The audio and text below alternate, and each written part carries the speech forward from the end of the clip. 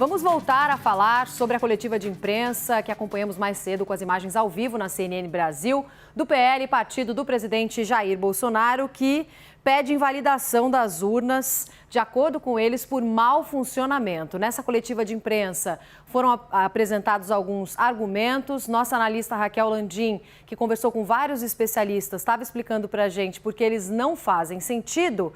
E agora, está chegando o Caio Junqueira aqui no Prime para falar um pouquinho para a gente sobre repercussão depois dessa coletiva em que vimos Valdemar Costa Neto bastante dividido. Caio, qual que é o seu olhar? Boa noite.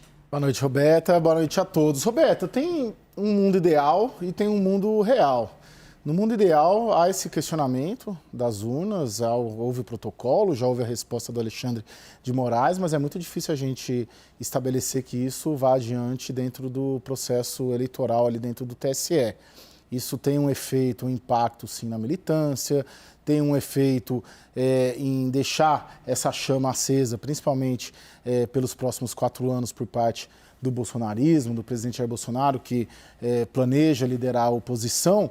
Mas mesmo no mundo real aqui, o próprio entorno do presidente Jair Bolsonaro, eu digo entorno de verdade, não estou falando só de Centrão, eu estava conversando com ministros ali próximos a ele antes de entrar no estúdio, colocando que o presidente, o que ele tem feito? Tem feito nomeações de cargos estratégicos ali, já alocando aliados, por exemplo, na comissão de ética, já tem feito todas as sinalizações, a equipe já está trabalhando a transição, ou seja, o sentimento dentro do governo Bolsonaro, não há uma perspectiva de que isso vá prosperar ou de que isso seja para valer. Então, a gente deve olhar, e eu estou trazendo aqui o que o próprio governo Bolsonaro, a própria forma como eles enxergam, eu não diria nem jogo de cena, mas eu diria algo, um gesto muito mais político do que um gesto prático, jurídico, processual, em que se acredita que aquilo vá para frente de alguma maneira. Não vá, você tem um ato político-eleitoral, mas que difere, como um próprio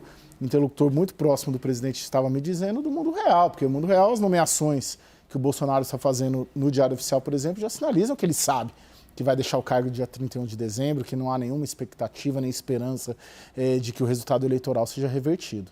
E como é que isso reverbera? Queria ouvir também dos outros analistas, mas até nas negociações que a gente está tendo para a própria PEC da transição e para a transição em si que está acontecendo, Raquel? Roberta, eu queria trazer, na verdade, um pouco mais para o mundo real. O Caio estava falando, né, de toda essa discussão política e como isso é uma fumaça, né, uma forma do presidente Jair Bolsonaro manter essa contestação acesa. Mas aí vamos olhar para os impactos que isso acaba tendo na vida das pessoas. Lá em Mato Grosso, a gente viu uma série de problemas, atos criminosos, teve impacto para as empresas, subiu o custo do frete, você está tendo frigorífico passando dificuldade para alimentar os animais. Aqui no mercado financeiro a gente falou várias vezes do impacto negativo que traz a política fiscal ou a não política fiscal do presidente eleito Lula, de toda essa PEC do estouro, traz para os ativos. Pois bem, hoje o Ibovespa fechou na mínima, né? Caiu 0,65%, o dólar fechou em alta de 1,29%, R$ 5,37, quase R$ 5,40. E claro, está no caldo toda essa insegurança fiscal, mas está no caldo também essa espuma que o PL está provocando e que o presidente Jair Bolsonaro está provocando.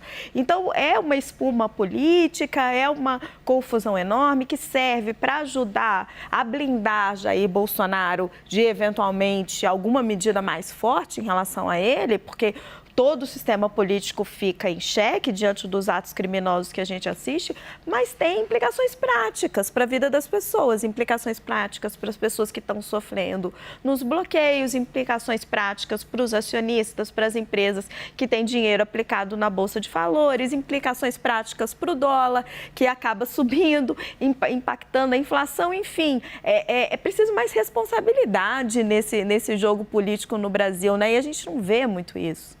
Se o silêncio do presidente já estava insuflando os atos, agora a gente tem, portanto, ele entrando com essa representação no TSE, causando mais Essa dificuldade de entendimento das informações, quer falar um pouquinho sobre como é que reverbera nas negociações da PEC? Não, eu não vejo um impacto grande assim disso, de uma ação dessa como essa na negociação da PEC. A negociação da PEC ela tem uma vida própria, ela já observa muito 2023, daqui a pouco a gente traz uma apuração sobre isso, a forma como o PT e a base do governo eleito está se encontrando com a base do Arthur Lira, a possibilidade do PT integrar formalmente um bloco de apoio ao Arthur Lira, então isso já tem vida própria, já é um governo novo na prática, né? Um governo novo de fato, não de direito ainda, porque de direito é o presidente Jair Bolsonaro. Mas acho que elas andam paralelamente. O que a gente pode, de repente, estabelecer é o papel do PL nessa montagem da base do Lula, o PL dividido entre bolsonaristas e políticos profissionais, mas aí são movimentos bem paralelos e a relevância jornalística mesmo, eu acredito muito mais nessa engrenagem da PEC do que no próprio desenrolar dessa ação do PL. E aí tem uma questão que o ministro Alexandre de Moraes pede um relatório também sobre o segundo turno, sobre o primeiro turno, já que no primeiro turno o PL elegeu as maiores bancadas na Câmara, no Senado, e a equipe do Prime preparou, inclusive, uma arte aqui mostrando pra gente. Posso mostrar aqui nessa tela? Acho que sim, posso. Uma arte mostrando pra gente a eleição em primeiro e em segundo turno do partido, também republicanos e progressistas. A gente teve no primeiro turno, na Câmara dos Deputados, 188 eleitos, no Senado 13 e para governo estadual 4 eleitos em primeiro turno. E aí no segundo turno, para governo estadual 2 eleitos. Então mostrando essa diferença, já que o PL questiona as urnas apenas do segundo turno. Olha a diferença da eleição que fez o PL e partidos aliados no primeiro turno. Com essa arte, vou aqui para o meu outro lado para ouvir também vocês dois. Podemos começar pelo Felipe. Felipe. Olha, Roberta, é bom lembrar que o Valdemar da Costa Neto é um dono de partido e que os partidos são financiados por meio dos fundos públicos, o fundo eleitoral e partidário. E é a quantidade de deputados federais eleitos que ditam essa fatia que é recebida pelo partido. Então, ao Valdemar da Costa Neto, interessa manter ali a sua base muito forte e ele conseguiu eleger 99 deputados. Então, dessa coligação que soma aí 3 partidos, como você falou, mais da metade dos eleitos na Câmara dos Deputados é do PL. São 99 aí desses 188. E no Senado são 8 desses 13. Então, o PL fez uma bancada muito forte. É isso que interessa ao Valdemar da Costa Neto. Para ele, se um parlamentar é eleito dizendo que vai distribuir água no Nordeste e o outro é eleito dizendo que vai enfrentar o Supremo Tribunal Federal e mudar o sistema eletrônico de votação, para ele não importa. Ele quer mais parlamentar eleito. Então ele tenta fazer um jogo em que se agrada a todos esses parlamentares para ele manter essa base do partido e poder conseguir mais dinheiro para o partido. É isso que interessa ao Valdemar da Costa Neto em meio a toda essa confusão, só para as pessoas entenderem qual é o interesse de cada um. Jair Bolsonaro sabe perfeitamente que ele perdeu a eleição, ele está usando aí essas massas de manobra nesse momento para mostrar força política e tentar dissuadir aqueles que pensam em investigá-lo, em eventualmente condená-lo, seja em processos sobre a pandemia, seja em processos sobre os gabinetes da família Bolsonaro, e me refiro aqui às acusações da mal chamada rachadinha, eu chamo de rachadão quando as acusações principalmente são de milhões de reais que teriam sido desviados por meio de esquema de funcionário fantasma. Estou falando de uma maneira geral a respeito desse tipo de esquema em que a família Bolsonaro acabou sendo suspeita de acordo com ministérios públicos.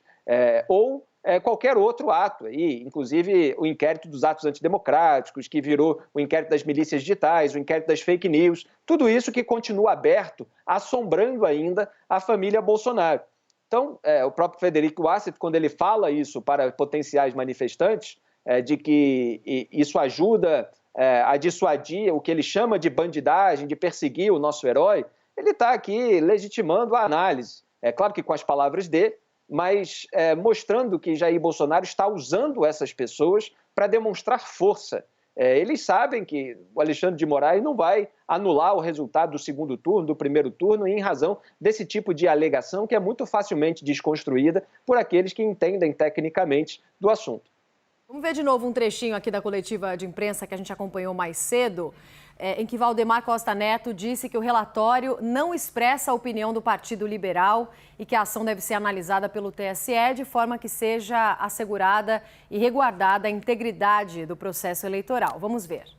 Repito, esse relatório não expressa a opinião do Partido Liberal, mas é o resultado de estudos elaborados por especialistas graduados em uma das universidades mais respeitadas do mundo e que, no nosso entendimento, deve ser analisado pelos especialistas do TSE, de forma que seja assegurada e resguardada a integridade do processo eleitoral, com o único intuito: fortalecer a democracia para fortalecer o Brasil. Só queria passar aqui para Thaís Arbex, Thaís, para te ouvir também sobre o que vem à frente. Porque, de acordo com o pedido do ministro Alexandre de Moraes, o PL agora vai precisar dar uma resposta, completando esse relatório em até 24 horas. Roberta, acho que está bastante claro que esse relatório é espuma. E muito provavelmente essa ação não vai prosseguir no Tribunal Superior Eleitoral, a não ser que o PL, em um ato muito relâmpago, consiga e decida, de fato, questionar o resultado do primeiro turno. Agora há pouco eu conversava com um aliado do presidente Jair Bolsonaro e ele dizia assim: agora precisamos fazer contas para ver se o resultado, tirando essas urnas que a gente questiona no segundo turno, se não dá um resultado pior para a gente.